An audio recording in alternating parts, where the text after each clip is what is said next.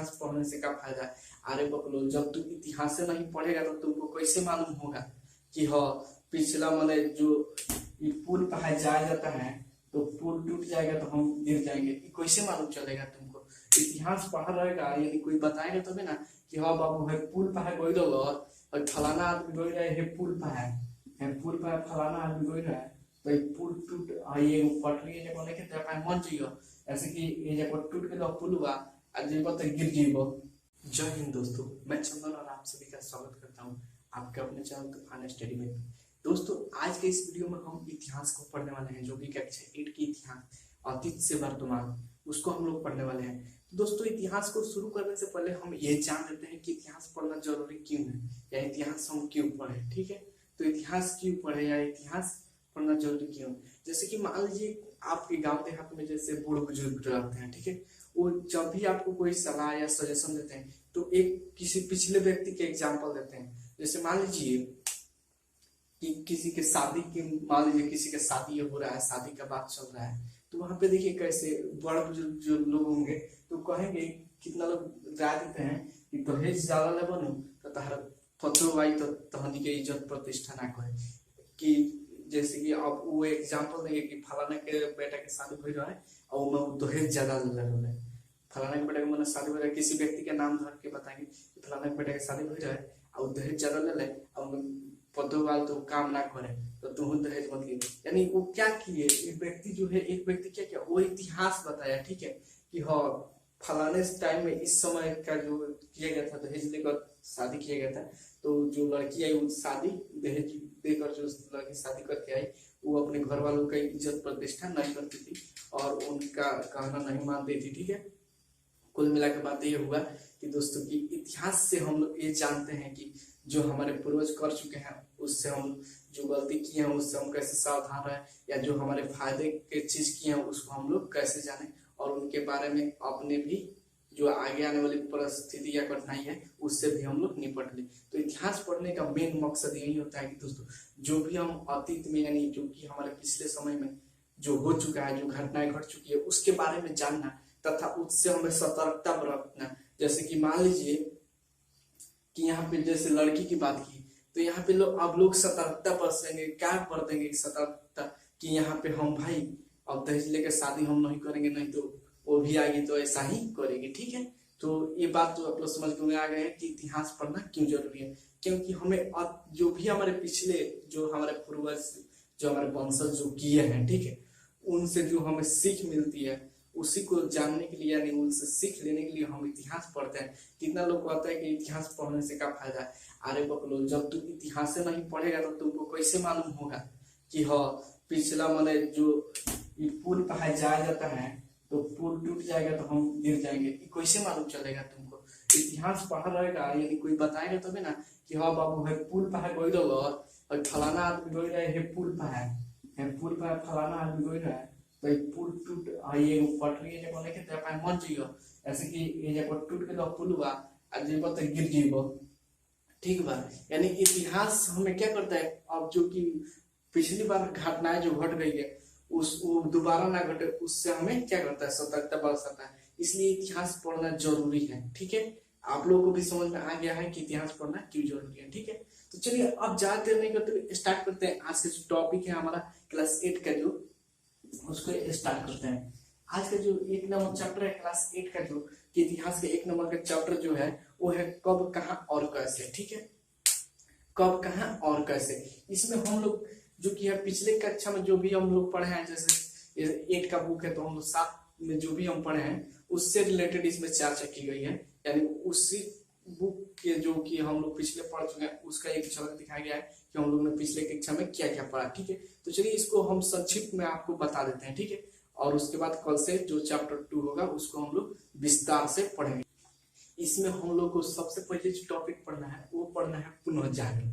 जी दोस्तों, पुनर्जागरण है। आप लोग को लिखना नहीं है, आप पीडीएफ पर चिंता नहीं करना है। ठीक है, पीडीएफ की कहाँ मिलेगा, पीडीएफ कैसे मिलेगा वो सब आपको बता देंगे। ठीक है, आप मन लगा के इस वीडियो को देखिए, आपको लिखने की जरूरत ही नहीं पड़ेगी, आप खुद से आंसर लिखने लगेंगे। ठीक है, आप खुद से आंसर लिखने लगेंगे। ठीक है, तो चलिए बताते हैं पुनर्जागरण। जब दोस्तों 15वीं शताब्दी, जब 15वीं शताब्दी के पहले क्या होता था, राजाओं महाराजाओं का शासन हुआ करता था, ठीक है, राजाओं महाराजाओं का शासन हुआ करता था, ठीक है। और वो जो बोलते थे वो नियम है, जो बोलते थे वो कानून है। राजा बोल दे कि हाँ इसको मार दो तो मार दो, उसका कोई लिखित कानून नहीं होता था, कोई नियम नहीं होता था। और उस समय लोग जो थे अंधविश्वास पे ज्यादा जो किया विश्वास करते थे, अंधविश्वास, जैसे भूत प्रेत, जो कि आजकल भी देखते होइएगा आप लोग के गांव देहात में लोग कहता है कि इसको भूत धर लिया है, इसको प्रेत धर लिया है। तो इस सब ऐसे सब भावनाओं को उस समय के लोग भी बहुत मानते थे। जब 15वीं शताब्दी आया, जब 15वीं शताब्दी आया दोस्तों, तो उस समय पुनः जागरण नीति यानी जो की थी इटली में, ये आंदोलन के रूप में उभरा, ठीक है। कहाँ उभरा? इटली में। 15वीं शताब्दी में इटली में। कहाँ उभरा? इटली में। पुनः जागरण कहाँ, पुनः जागरण का उदय कहाँ हुआ? 15वीं शताब्दी में और इटली में हुआ। कहाँ हुआ? 15वीं शताब्दी और इटली में, ठीक है। अब जान लीजिए इसके सिद्धांत के बारे में, क्या इसमें क्या क्या था, ठीक है। तो इसमें जो था दोस्तों, वैज्ञानिक तरीके से यानी सवाल उठाना और प्रयोग के द्वारा उसका उत्तर जानना। जैसे मान लीजिए आप किसी पे सवाल, जैसे न्यूटन ने गति का नियम कैसे खोज किया?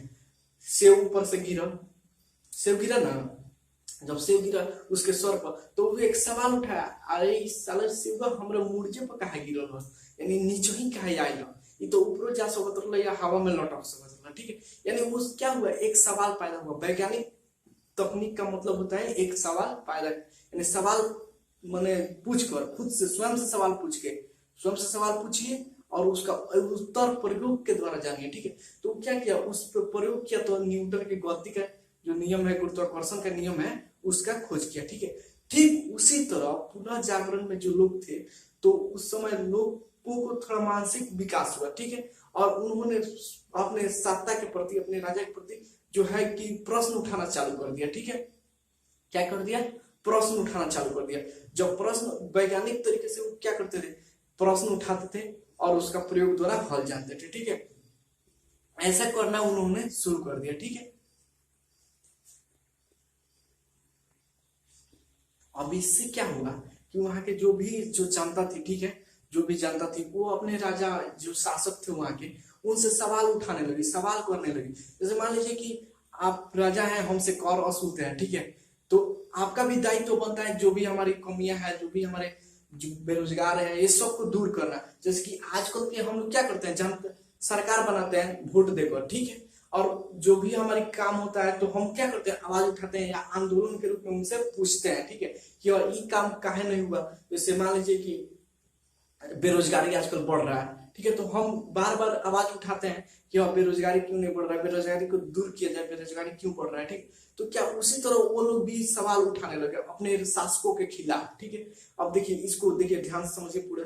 15वीं शताब्दी में इटली में, कहा 15वीं शताब्दी में इटली में एक आंदोलन के रूप में पुनः जागरण का क्या हुआ, शुरुआत हुआ। पुनः जागरण का शुरुआत हुआ। उसमें क्या था, लोग वैज्ञानिक तरीके से क्या करते थे, वैज्ञानिक तरीके से प्रश्न उठाते थे और उसका प्रयोग द्वारा हल जानने की कोशिश करते थे, ठीक है। वहां पे उन लोगों की माइंड जो थी वो विकसित हुई, ठीक है, थोड़ी सी विकसित हुई, और वो क्या करने, प्रश्न पूछने लगे, ठीक है, यानी प्रश्न स्वयं से तर्क वितर्क करने लगे, ठीक है, क्या सही है क्या गलत है, क्या सही है क्या गलत। जैसे राजा मान लीजिए कह दिया मार दो तो मार दो, तो वहां पे लोग क्या करने लगे, अब तर्क करने लगे कि राजा क्यों मारा जाए इसको, माने इसके गुनाह क्या है, उसके बारे में पूरा जानकारी, अगर उसको उचित लगता है मारना, तो वहां पे लोग क्या करने लगे, अब विरोध करने लगे कि हाँ भाई अब तो राजा जो है कहेगा वो नहीं होगा, ठीक है, अब प्रजा के ख्याल से होगा। तो ये याद रखिएगा, कब हुआ था, 15वीं शताब्दी में। कहाँ हुआ था, इटली में। पुनः जागर इसका जो मेन जो था फंडामेंटल क्या था कि वैज्ञानिक तरीके से प्रश्न उठाना और प्रयोग द्वारा उसका उपयोग जानना। इससे क्या हुआ कि वहां के लोग जो थे अपने सत्ता के खिलाफ यानी अपने शासक के खिलाफ आवाज उठाने लगे, ठीक है, जिससे क्या हुआ कि वो अपने धार्मिक स्वतंत्रता के बारे में, अपने धार्मिक जो थी उसके बारे में, अपने धर्म के बारे में, अपने धर्म के प्रति क्या करने लगे, सतर्कता बरतने लगे, ठीक है। और वहां के लोग क्या करने लगे, धार्मिक जो थी, जो दोस्तों धार्मिक अंधविश्वासों पर क्या हो गए, आवाज उठाने लगे, ठीक है। इसी को हम लोग क्या करते हैं, पुनः जागरण, यानी लोग पुनः जागे, ठीक है। क्या हुआ, लोग पुनः जागे, ठीक है। जागे का मतलब ये नहीं कि बिछाना पर सोया था उठ गया बैठ गया, नहीं, यानी उनकी विकास जो थी वहां पे डेवलप थी, ठीक है। तो इसको हम लोग क्या करते हैं, पुनः जागरण। अब इसको एक बार एक लाइन में समझ लीजिए क्या होता है।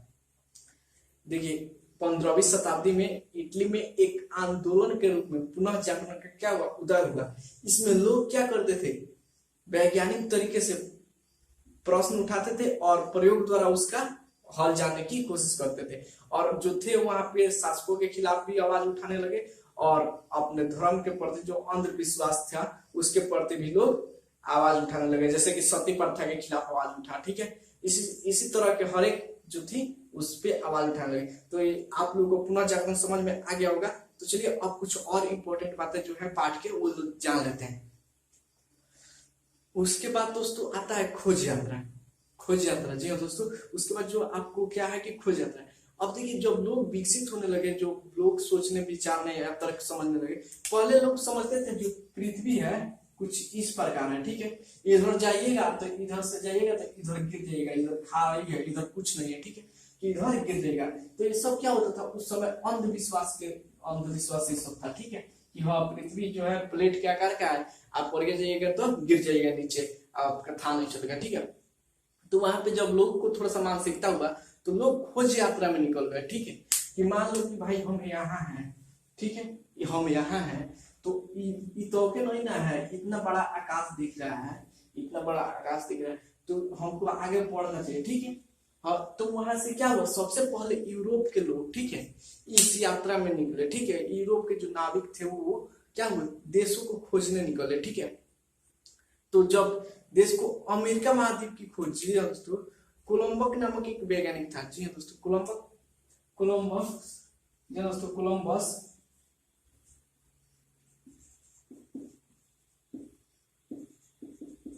कोलंबस नामक एक नाविक था, ठीक है, कोलंबस नामक एक नाविक था। ये निकला था इंडिया का खोज करने। देखिए यहाँ पे क्या होता है, थोड़ा सा दिमाग को संतुलित करके रखिए, भागने की कोशिश मत कीजिए, ठीक है, दिमाग को स्थिर करो बुआ, आप देखो वीडियो, ठीक है, पूरा समझ में आ जाए, ठीक है, हबड़ा गौर नहीं है, हाँ लिखे के चक्कर में मत पड़िए लो, ठीक है, लिखने के चक्कर में मत पड़िएगा लो, ठीक है, साफ सुन के याद कर लेना है, ठीक है, क्या करना है, सुन के याद कर लेना है।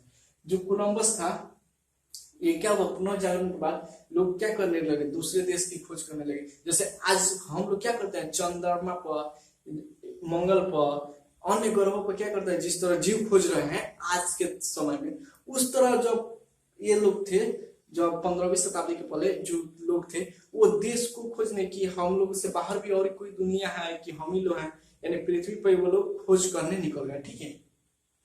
तो कोलंबस नामक एक यात्री था, ठीक है, ये चला था यूरोप से, कहां से चला था, यूरोप से चला था, और ये सोच कर चला था इंडिया का खोज करने।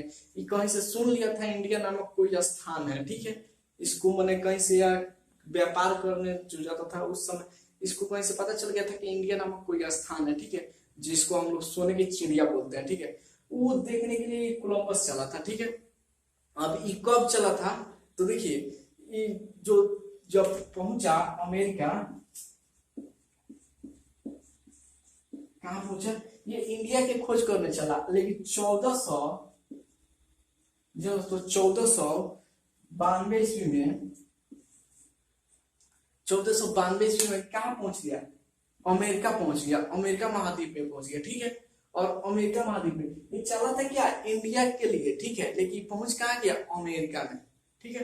तो इसने अमेरिका की खोज, कोलंबस ने अमेरिका की खोज कब की, 1492 ईस्वी में। अब खोज का मतलब ये नहीं कि भुलाइल ना रहे बुआ, ठीक बा, भुलाइल ना रहे, ठीक बा, यानी एक यूरोप से एक संबंध अभी ना बन रहा है, ठीक बा, ये अलगे रहे, ठीक बा, एक के कोनो तालमेल ना रहे, यानी खोज का मतलब क्या थी, इन दोनों के बीच संबंध स्थापित हुआ, यानी यूरोप के लोग अब अमेरिका को जानने लगे, अमेरिका के लोग यूरोप को जानने लगे कि हाँ यूरोप नाम के कोनो एगो जगह बा, यूरोप के लोग ये जानने लगे कि हाँ अमेरिका नाम के कोनो एक जगह बा, ठीक बा, ये जगह बा, ठीक बा। खोज का मतलब ये नहीं कि हाँ ये बुलाई रहे, चाहे दुनिया में ना रहे, एक आविष्कार के लिए आविष्कार रहे दुनिया में, लेकिन अगर संपर्क ना रहे, यानी खोज का मतलब क्या हुआ, संपर्क हो गया, ठीक है। तो कोलंबस ने, वो याद हो जाइए, कोलंबस कब खोले रहा है, 1492 ईस्वी में अमेरिका की खोज। अमेरिका की खोज किसने किया था, तो कोलंबस। कब किया था, तो 1492 ईस्वी में। कोलंबस कौन था, तो एक नाविक था, ठीक है, नाविक था जो कि कहां से आया था, यूरोप से आया था। इतना क्वेश्चन आप लोगों को कंफर्म हो गया, कोलंबस कौन था, नाविक था जो कहां से आया था, यूरोप से आया था, और किस स्थान का खोज किया, तो अमेरिका का खोज किया। और अमेरिका का खोज कब हुआ? तो 1492 ईस्वी में। आगे पढ़िएगा, जो आप 10th में जाइएगा तो इसके बारे में थोड़ा सा डीपली पढ़ना है। अभी उतना प्रेशर नहीं डालना है, आपकी किताब में जितना है उतना ही पढ़िए, आगे चल के धीरे धीरे पढ़िएगा तो अच्छा रहेगा। ना तो एक बार भर मोटरी ला दिए तब वो बैठ जी वो जगह, ठीक बा? तो भर मोटरी ला देला गरज नहीं के, अपना गरज भर पढ़िए लो, ठीक है। तो चलिए अब जानते हैं भारत की खोज। ये तो भारत खोजने चला था लेकिन अमेरिका खोज दिया, भारत खोजने चला था लेकिन अमेरिका खोज दिया। अब देखिए एक संयोग की बात, वास्को डी गामा जो था, वास्को डी गामा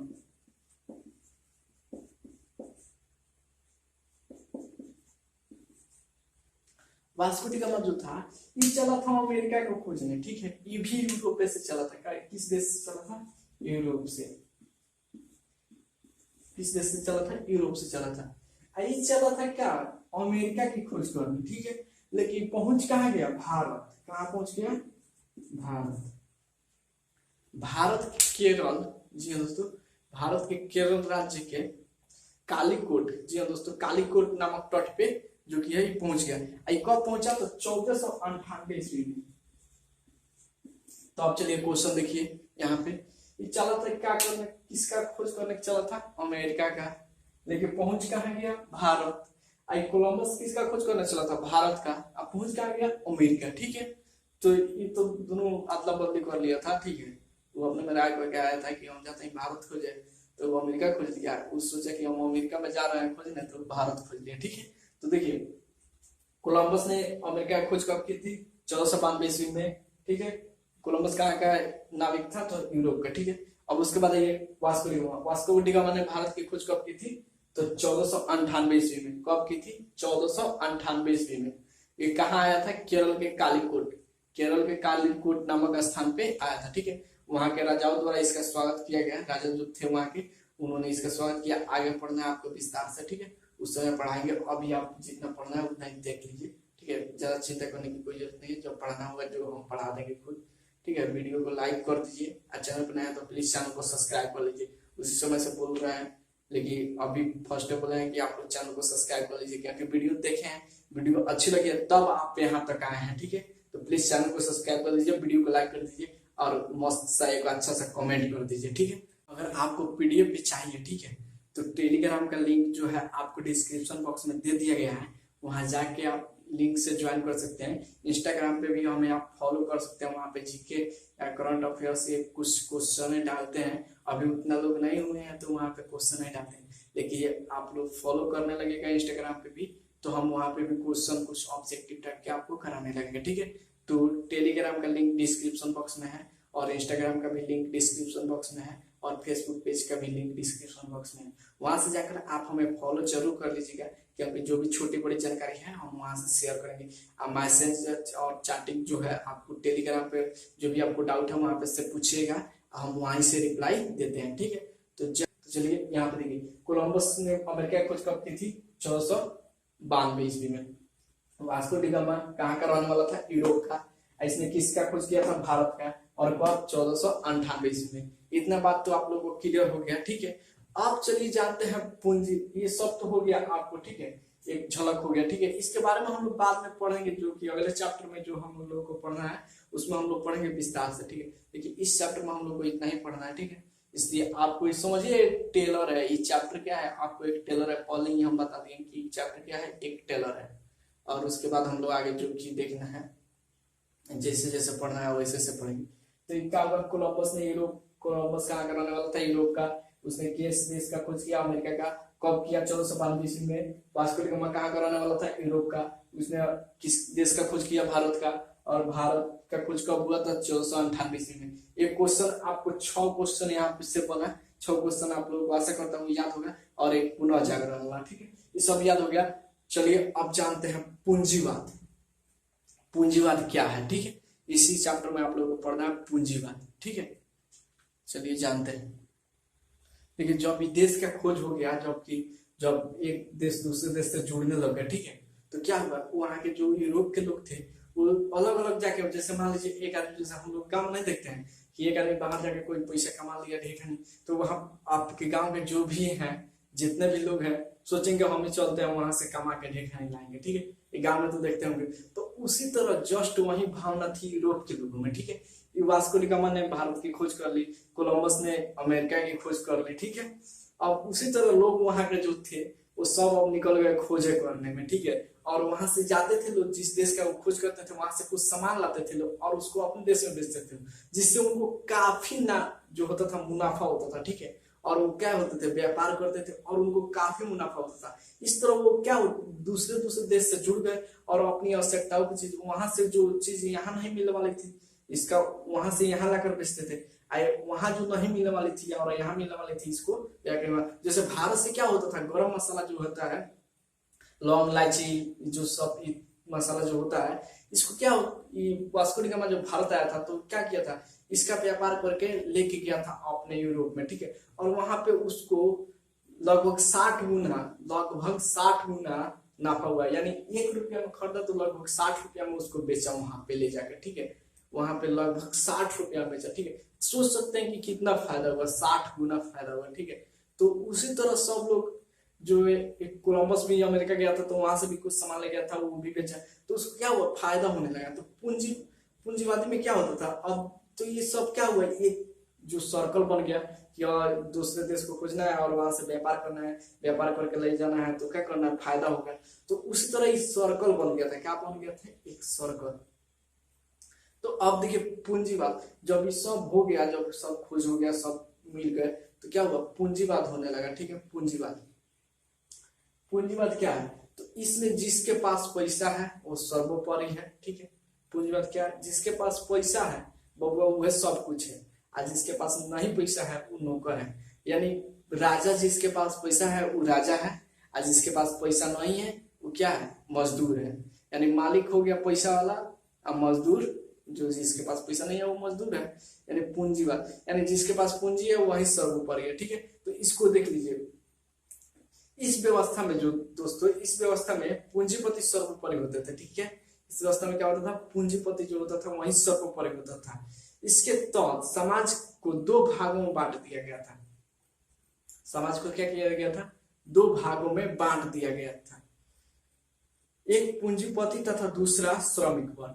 एक पूंजीपति अब दूसरा श्रमिक वर्ग, यानी जिसके पास पैसा है वो पूंजीपति, ठीक है, और जिसके पास पैसा नहीं है वो श्रमिक वर्ग। यानी उसको पैसा देता था, उसके बदले वो काम करके इसको देता था, ठीक है। यानी पूंजीपति बैठ के राज करेगा, वो पैसा देगा आपको, वो अपना दिमाग चलाएगा और आपको खटना है, जो जाने मजदूर की तरह आपको काम करना है, ठीक है।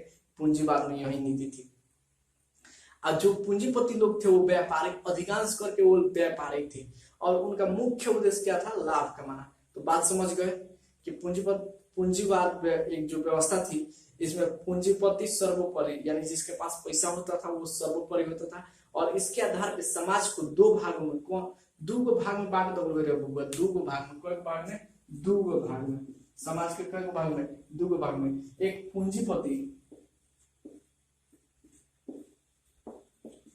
पूंजीपति और दूसरा श्रमिक। पूंजीपति और श्रमिक। और हम लोग के अभी जो व्यवस्था है वो पूंजीपति श्रमिक नहीं है। यहाँ पे भारत में सबको समान अधिकार है, सब कोई कमा सकता है, सब कोई राजा बन सकता है, सब कोई जो आप अपने हिसाब से आप खुद में राजा है, ठीक है।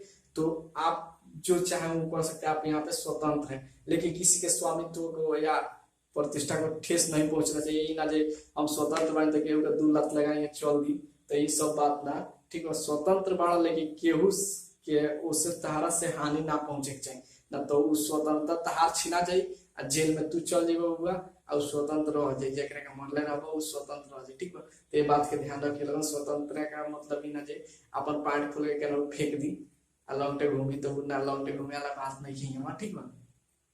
तो उस समय का जो था, जो पूंजीवाद था, तो उस समय क्या हुआ था, समाज को 2 भागों में बांट दिया गया था, पूंजीपति और श्रमिक। यानी जो पूंजीपति होते थे ये सर्वोपरि होते थे, ठीक है, और एक श्रमिक होता था, जिनके पास पैसा नहीं होता था वो श्रम करते थे और पूंजीपति के अधीन काम करते थे। यानी समझ लीजिए पूंजीपति राजा होता था और इसके सिपाही होते थे, जैसा हुक्म दिया वैसा करना पड़ता था, ठीक है। तो ये सब बात आपको समझ में आ गई।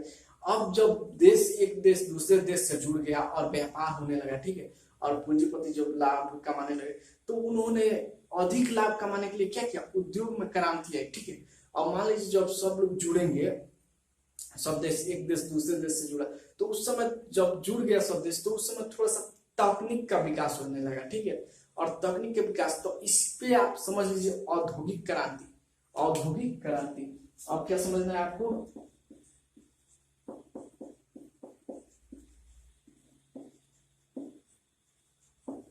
औद्योगिक क्रांति।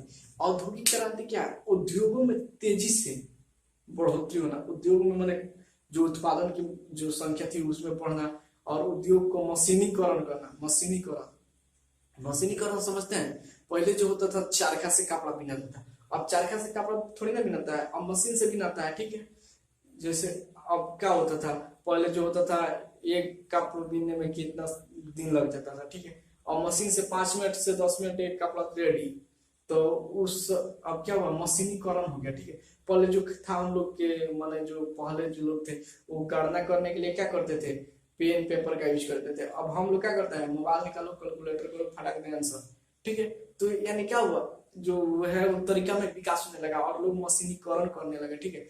जैसे कि 5 क्विंटल पहले कपड़ा माने 5 किलो पहले कपड़ा बनता था, तो अब 5 क्विंटल बनने लगा, यानी मशीनीकरण। यानी उद्योग में तेजी से बढ़ोतरी को उद्योग क्रांति कहते हैं, या उद्योगों के मशीनीकरण को क्या कहते हैं, उद्योग क्रांति कहते हैं। उद्योगों का मशीनीकरण द्वारा उद्योग, देखिए अब इसको समझ लीजिए, थोड़ा सा दिमाग शांत कीजिए, इस परिभाषा को सुनिए, ठीक है। उद्योगों का तेजी से विकास ही उद्योगों की क्रांति कहलाती है। उद्योग का तेजी से विकास ही क्या कहलाता है, उद्योग क्रांति कहलाता है। इसमें उद्योगों का अधिकांश तो मशीनीकरण किया जाता है, ठीक है। इसमें उद्योग को क्या कर दिया गया, मशीनीकरण कर दिया गया, ठीक है। मशीनीकरण से क्या फायदा हुआ कि अधिक मात्रा में जो है कि हमको माल उत्पादन होने लगा, और तो उद्योगों का मशीनीकरण किया गया, जिसके कारण क्या हुआ, अधिक से पहले की अपेक्षा अधिक मात्रा में जो किया उत्पादन होने लगा, ठीक है। इसी को हम क्या कहते हैं, उद्योग क्रांति कहते हैं। तो उद्योग क्रांति समझ गए, ठीक है। तो चलिए ये आप पूरी बात समझ गए, उद्योग क्रांति समझ गए, ठीक है। तो चलिए अब जानते हैं कुछ और पॉइंट जो कि है आपके चैप्टर के।